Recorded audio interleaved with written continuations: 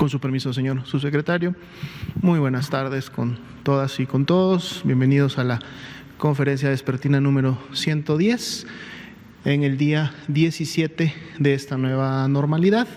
en donde precisamente y en la siguiente diapositiva podemos ver cómo se encuentra conformado el semáforo de riesgo COVID para todas las entidades federativas,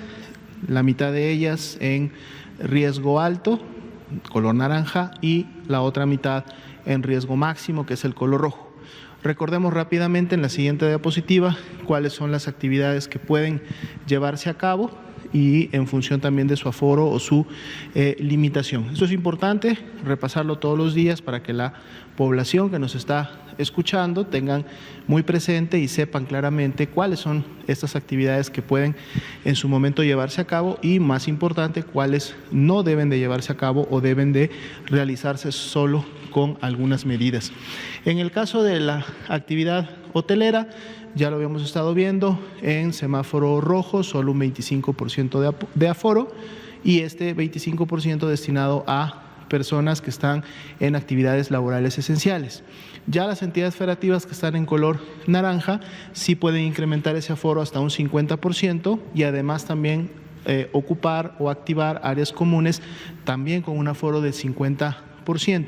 En el caso de restaurantes de bares, si estamos en el color rojo, solamente servicios a domicilio para llevar, o en el caso de los hoteles, a la habitación. Los estados que ya están en color naranja pueden al 50% operar, teniendo siempre presente las medidas sanitarias para brindar los servicios. En el caso de peluquerías, estéticas, barberías, etcétera, servicios a domicilio con protocolos sanitarios si están en rojo. Si están en color naranja, pueden entonces sí, con un aforo del 50%, agendar citas para poder atender a los clientes y aplicar medidas sanitarias al interior de sus locales. Ya en el color rojo se permitía para efectos de parques y plazas públicas un aforo de 25%.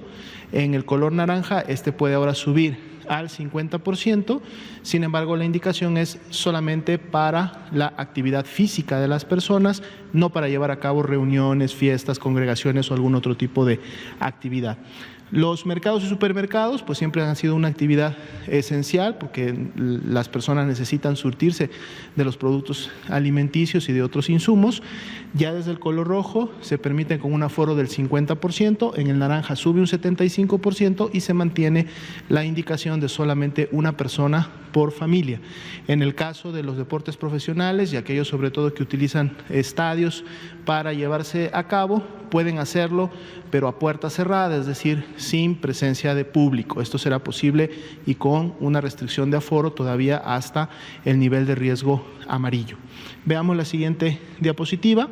Aquí sí, todas estas actividades se mantienen cerradas todavía para estas 16 entidades federativas que están en un nivel de riesgo máximo,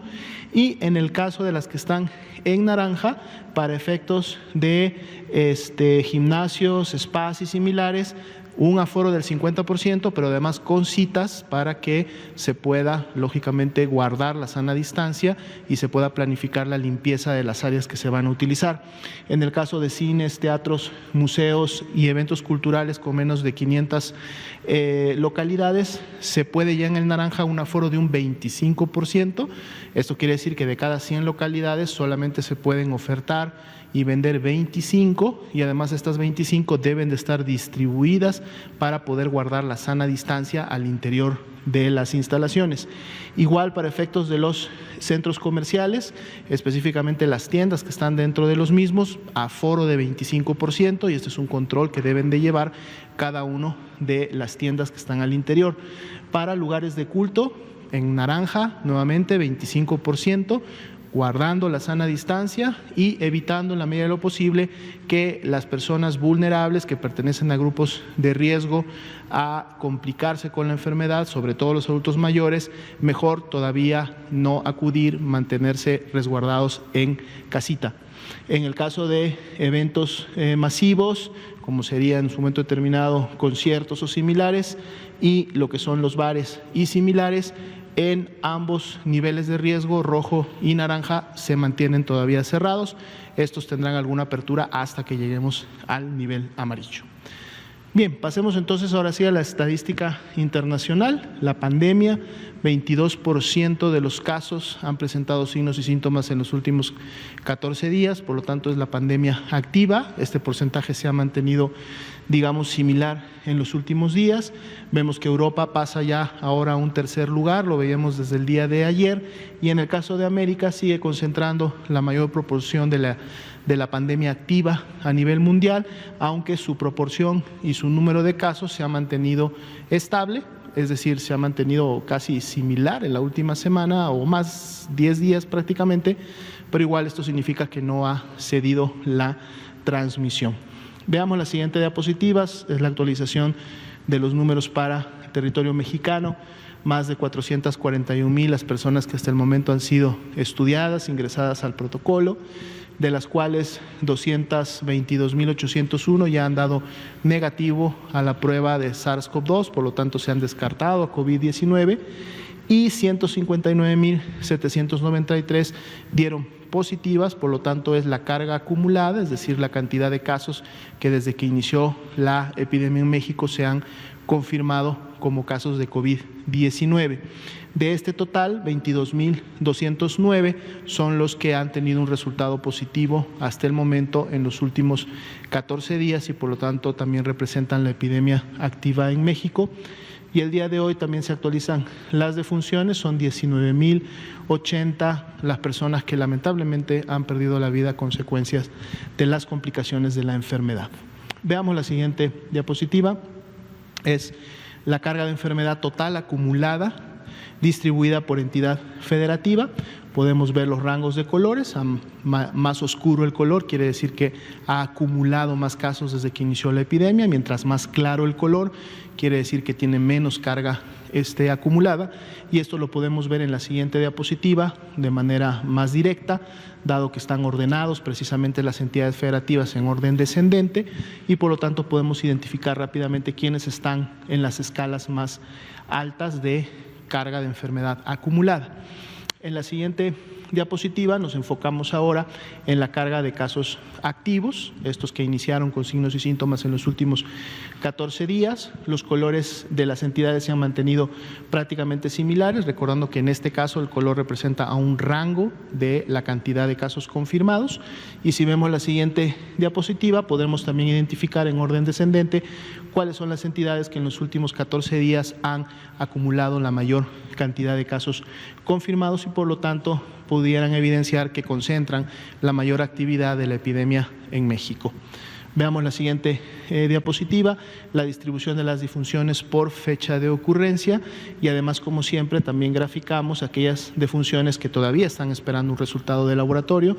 que son 1,846 para el corte del día de hoy, que como podemos ver se encuentran distribuidas la gran mayoría de ellas en los últimos 15 días, pero también en días previos podemos encontrar todavía algunas que están esperando este resultado o esta clasificación final. La siguiente diapositiva hará la distribución por entidad federativa para también poder identificar en cuál se encuentra la mayor carga de defunciones y en cuáles también podemos todavía esperar un incremento de las mismas, dado que tienen una barra de color naranja claro que identifica dónde están distribuidas esas 1,846 aún pendientes de resultado. Veamos la siguiente diapositiva, que es la curva epidémica. Aquí es más claro todavía dónde se encuentran distribuidos estos casos sospechosos. Las barras de color naranja claro nos dicen que están prácticamente en los últimos 10, 12 días. La mayoría se concentra ahí y es un poco lo que hemos estado viendo en las últimas semanas del tiempo que se está tomando toda la red a nivel nacional para poder confirmar o descartar los casos. La tendencia, que es otro de los datos que nos da esta gráfica, pues se mantiene todavía aumentando. Veamos la siguiente diapositiva, que es la distribución precisamente de estos casos que aún son sospechosos, que aún no tienen un resultado de laboratorio reportado en la plataforma CISVER, y podemos ver dónde se encuentran ubicadas en función de la entidad federativa en donde desarrollaron y recibieron la atención médica por la enfermedad. Si vemos la siguiente diapositiva, es la carga acumulada. El incremento para el día de hoy fue del 3.2%, que ahora representa 4.930 casos confirmados, recordando, como veíamos en las diapositivas previas, que estos casos están distribuidos en prácticamente los últimos 12 días, que son los días en los que iniciaron con los signos y síntomas de enfermedad. Veamos ahora el componente de ocupación y disponibilidad hospitalaria, 97% la tasa de notificación,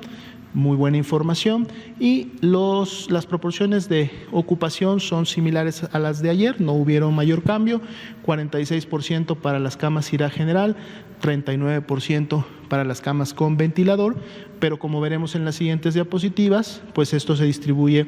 de manera diferente en relación a las entidades federativas, aunque las que han mantenido siempre los primeros lugares de ocupación, Ciudad de México, Estado de México, Guerrero, han logrado mantener también camas disponibles, 26, 31, 38%, y a medida que avanzamos la disponibilidad se va incrementando, y esto es bueno porque entonces mantienen la posibilidad siempre de recibir pacientes que así lo requieran. Si vemos la siguiente diapositiva, es precisamente la de camas con ventilador para los pacientes críticos, igualmente 35, 41, 47 de disponibilidad, los estados que tienen la mayor ocupación, y esto también no solo se ha mantenido, sino se ha incrementado en los últimos días, lo cual es bueno porque permite también entonces siempre tener disponible un ventilador, sobre todo para aquellas personas que requieren este tipo de atención. La siguiente diapositiva vemos la cantidad de unidades COVID, cómo estas han ido incrementándose en el tiempo, es una tendencia ascendente bastante clara, y el número de unidades del día de ayer para hoy se mantiene en la misma cantidad, 803 las que están ofreciendo sus servicios para pacientes COVID desde que son lógicamente sospechosos. Sería el informe para el día de hoy.